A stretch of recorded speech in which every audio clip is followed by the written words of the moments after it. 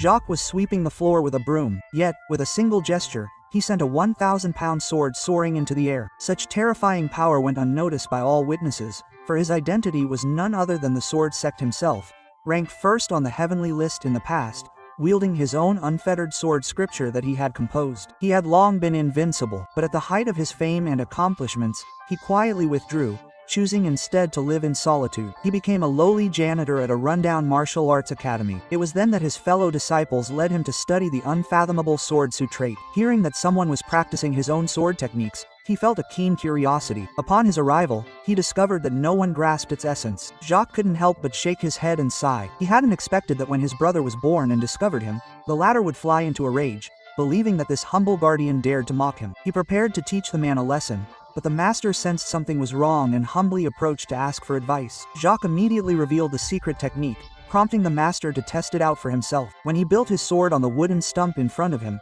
everyone present looked at him in amazement. The stump had remained intact. Little did he know that the stump's internal structure had long since been reduced to dust, but he didn't know anything about it. At that moment, a group of uninvited guests arrived at the door, defending the dojo. The senior disciple was naturally the first to feel anger and immediately stepped forward to fight. However, he was no match for his opponent and fell after just one exchange. With his life on the line, the master himself stepped in to end the fight, yet even he had difficulty fighting against his opponent's weapon, which was as heavy as Miljan. At this critical moment, Jacques revealed the opponent's weakness to the master. Sure enough, with 2 simple words, Jacques allowed the master to push the opponent back several meters with a single swing of his sword. But the bald man quickly adjusted his stance and severely injured the master in return. As the dojo was on the verge of collapse, the master realized that Jacques was no ordinary man and begged him to help save the dojo. As Jacques prepared to act, his comrade rushed over and handed him a sword. But Jacques' martial prowess no longer required such a tool. He grabbed a broom and advanced toward the hot man. At first, the opponent simply dismissed him as a suicidal janitor, but Jacques' next actions left all the witnesses completely stunned.